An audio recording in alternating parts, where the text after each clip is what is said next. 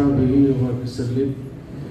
শহীদের রক্তস্নাত কাফেলা বাংলাদেশ জামাত ইসলামী ঢাকা মহানগরী উত্তরের একটি গুরুত্বপূর্ণ থানা খিলক্ষেত পশ্চিম থানার অবসর কর্মী ভাইদেরকে নিয়ে আয়োজিত শিক্ষা শিবিরের সম্মানিত ভাই পরিচালক, সম্মানিত সভাপতি, মহানগরী মজলিসে শুরার অন্যতম সদস্য থানা আমির হাসনাইন ভাই, জোন টিম সদস্য আছেন, অন্যান্য নেতৃবৃন্দ এবং প্রাণপ্রিয় ভাইরা, কেমন আছেন আপনারা? আলহামদুলিল্লাহ।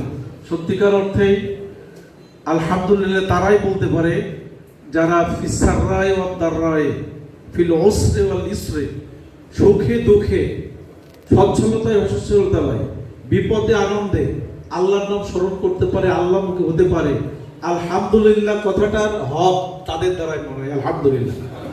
সম্মানিত ভাইরা, আমাদের আজকের যে আলোচনার বিষয়, এই আলোচনার বিষয় যে আসলে আমাদের মান উন্নয়নের গুরুত্বটা কি, কেন আমরা মান উন্নয়ন করব।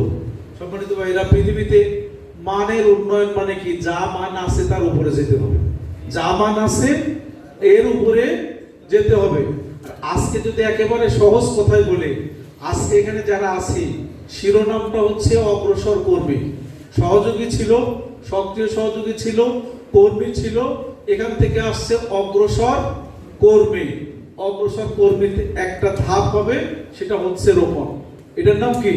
রোপণ, যেটার নাম হচ্ছে বাইয়াতের জনশক্তি। সম্মানিত ভাইরা, আমরা কিন্তু এখানে যারা আসি, বুঝে হোক অবুঝে হোক, এই কাজটা করি আর না করি, কিন্তু আমাদের সকলের চাওয়া আমরা যেন আল্লাহর সন্তুষ্টি এবং জান্নাত লাভ করতে পারি। পৃথিবীতে আমরা এখন যে অবস্থায় আছি, আমরা সবাই চাই আমার চাকরির উন্নতি হোক, ব্যবসার উন্নতি হোক, ক্ষেত খামারের উন্নতি হোক, ছেলেমেয়ের উন্নতি হোক। দুনিয়াতে এমন আমরা কেউ নাই যে এটা চাই না যে আমার যা অবস্থান আছে এই অবস্থান নিচে ডাউন হোক। এটা কি আমরা কেউ চাই? চাই না। তাহলে আমার আপনার এই যে দুনিয়ার যত চাওয়া পাওয়া আছে, এটা দুনিয়ার সাথেই শেষ। এটা দুনিয়ার সাথে শেষ। আমার আপনার অর্জন হবে মাত্র 3টা কাফনের কাপড়। আমার আপনার অর্জন কি হবে? 3টা কাফনের কাপড়। উলঙ্গ অবস্থায় পৃথিবীতে আসছিলাম, আর 3টা কাপড় আমাকে দেবে যে তুমি এটা নিয়ে কবরে যাও। আমরা কি এই 3টা কাফনের কাপড়ের জন্য দুনিয়াতে আসি? সম্মানিত ভাইরা, আমার আপনার যে এই মান উন্নয়ন, এই মান উন্নয়নটা এমন যে আমার আপনার এই মান উন্নয়নে শুধু আমার 3টা কাফনের কাপড় যাবে না, বরং আমার আপনার যে যাত্রা হবে, এই যাত্রাটাতে আমার আল্লাহর সন্তুষ্টি এবং জান্নাত আমার সাথে যাবে। তো সম্মানিত ভাইরা, আজকে আমি আপনি যা করছি আমার জীবনের জন্য করছি না, আমি আপনি যা করছি দুনিয়ার জন্য করছি। রাসূলুল্লাহ সাল্লাল্লাহু আলাইহি সাল্লাম বলেন, রাসূলুল্লাহ সাল্লাল্লাহু আলাইহি সাল্লাম বলেন, মানিস্তাওয়া ইয়াউমাহু সিওয়াআন ফাহুয়া মাকবুল। মানে যার দুটি দিন একই রকমের হলো, উন্নতি হলো না, সে নিশ্চিতভাবে ক্ষতিগ্রস্ত। কে বলেছেন? রাসূলুল্লাহ সাল্লাল্লাহু আলাইহি সাল্লাম বলেছেন। তাহলে আমি আপনি সম্মানিত ভাইরা, আমার আপনার, আমি কর্মী ছিলাম, কর্মী আছি, অগ্রসর কর্মী ছিলাম, অগ্রসর কর্মী আছি। আমার যদি উন্নতি না হয়, আজকে থেকে কালকে যদি আমার তেলাওয়াত ভালো না হয়, রিপোর্ট ভালো না হয়, সিলেবাস যদি শেষ না হয়, তাহলে আমি কি লাভবান না ক্ষতিগ্রস্ত? ক্ষতিগ্রস্ত। তাহলে সম্মানিত ভাইরা, এই ক্ষতি থেকে বাঁচতে হলে আমার আপনার মান উন্নয়ন করতে হবে। মান উন্নয়ন করতে হবে এই জন্য যে আমরা অতীত ইতিহাস থেকে যারা শিক্ষা নেই, যে যারা মান উন্নয়ন করে শপথ নেয়, আল্লাহ রাব্বুল আলামিন তাদের প্রতি সন্তুষ্ট থাকেন। এটা অতীতের শিক্ষা। পৃথিবীতে ভালোভাবে থাকতে চাই, এই জন্য যা করার দরকার করব, কিন্তু পৃথিবী ভালো থাকার সাথে যদি কন্ট্রাডিক্ট করে, এটাকে যতক্ষণ পর্যন্ত আপনি অস্বীকার করতে না পারবেন, ততক্ষণ পর্যন্ত আমি আপনি জান্নাত সন্তুষ্টি তো দূরের কথা, আপনার আমার ঈমান থাকবে। সূরা বাকারার তে আল্লাহ রাব্বুল আলামিন বলেন যে আয়াতুল কুরসির পরে, ফামাই ইয়াকফুর বিত-তাগুত ওয়া ইউমিন বিল্লাহি ফাকাদ ইসতামসাকা বিল উরওয়াতিল উসকা লা ইনফিসামা লাহা। ফামাই ইয়াকফুর বিত-তাগুত ওয়া ইউমিন বিল্লাহ, যে তাগুতকে অস্বীকার করে এরপরে ঈমান আনে, সে একটা রজ্জুকে এমন ভাবে আঁকড়ে ধরে, সেটা কখনো বিচ্ছিন্ন হবে না। এই রজ্জু তাকে জান্নাত পর্যন্ত পৌঁছায় দেবে। তাহলে আমার আপনার তাগুত, যে এই তাগুতের কারণে আমরা মান উন্নয়ন করতে পারছি না। তাগুত কাকে বলে জানেন? তাগুত বলে যে নিজে তো ভালো কাজ করেই না, অন্যকেও ভালো কাজ করতে বাধা দেয়।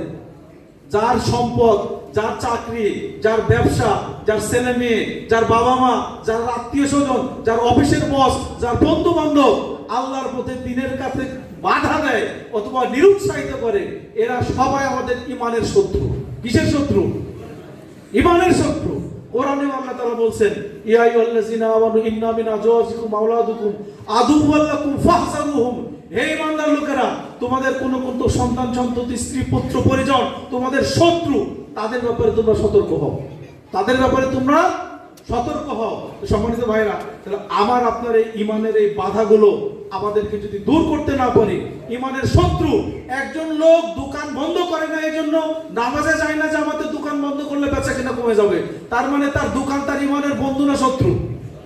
এটা তার এই দোকান, যে দোকানে বেচা কিনা কমে যাবে, খরিদ্দার কমে যাবে, এই জন্য দোকান বন্ধ করে নামাজে যেতে পারলো না, তার এই নামাজ এই কোনো কিছু কি জান্নাতে নিয়ে যেতে পারবে? অফিসের দায়িত্ব পালনের ফাঁকে আমার কোনো কাজ আসলো, অফিসের আমার এসিআর খারাপ হবে, এ কারণে আমি এই কাজে থাকতে পারলাম না।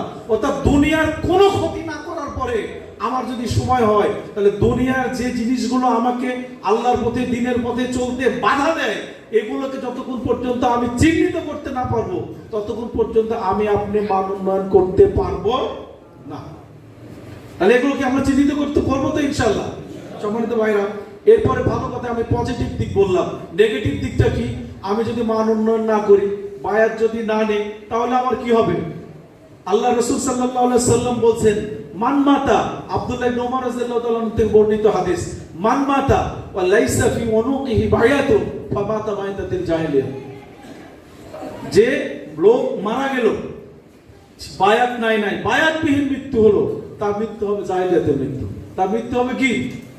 জাহিলিয়াতের মৃত্যু। আমরা তো অবশ্যই চাই আমাদের মৃত্যু জাহিলিয়াতের হোক, নাকি? যারা যারা জাহিলিয়াতের মৃত্যু চান, এদেরকে বায়াত নেওয়ার দরকার নাই, মান উন্নয়নের দরকার নাই। আর যারা চান, তাদেরকে অবশ্যই বায়াত নিতে হবে। আল্লাহ রাসূল আরেকটি হাদিসে বলছেন, মান মাতা ওয়ালাম ইউগাজ্জু ওয়ালাম ইউহাদ্দিস আন নাফসিহি ফামাতা মাইতাতিন নিফাক। মানে যে লোক মারা গেল, সে কখনো ইসলামী আন্দোলনের শরীক হয় নাই, কখনো সে গল্প গুজব করে নাই, চিন্তাও করে নাই যে এইরকম একটা কাজ করতে হবে। তার মৃত্যুটা হবে কিসের মৃত্যু? মুনাফিকের মৃত্যু, নিফাকের মৃত্যু। মাইতাতুন নিফাক, শুবাতুন মিনান নিফাক, এইটাও বলা হয়েছে। এই জন্য সম্মানিত ভাইরা, আমার আপনার এই বায়াতের অন্তরায় বায়াত যদি আমি নিতে চাই, তাহলে আমার শত্রু চিনলাম, অন্তরায়গুলো আমরা চিনলাম, গুরুত্বটাও বুঝলাম। এই কাজটা আমি আপনি তখনই করতে পারবো যখন এর লাভটা আমার সামনে থাকবে, ক্ষতি থেকে আমি বাঁচতে পারবো। কিন্তু আমার আপনার অবস্থাটা হচ্ছে, নগদ যা পাও হাত বেঁধে নাও, বাকির কথা শূন্য থাক। আমার দুনিয়ার সকল লাভ ক্ষতি আমার সামনে দৃশ্যমান, যার কারণে দুনিয়ার লাভ ক্ষতিতে আমি পেরেশান হয়ে যাই। কিন্তু আখিরাতে কোনটা লাভ কোনটা ক্ষতি, এই পেরেশানি যদি আমার আপনার না থাকে, আমার চাইতে ক্ষতিগ্রস্ত আর কেউ নেই। এই জন্য আমার চিন্তা, কথা, কাজ, এটা পরকালের জন্য লাভজনক না ক্ষতিগ্রস্ত, এই বিষয়টা যদি আমি জানি, তাহলেই কেবল আমি আপনি মান উন্নয়ন করতে পারবো। সম্মানিত ভাইরা, পরিশেষে বলতে চাই যে আমি আমার আপনার এই মান উন্নয়নের কাজটা, আমার মান উন্নয়নের কাজের জন্য 4টি কাজ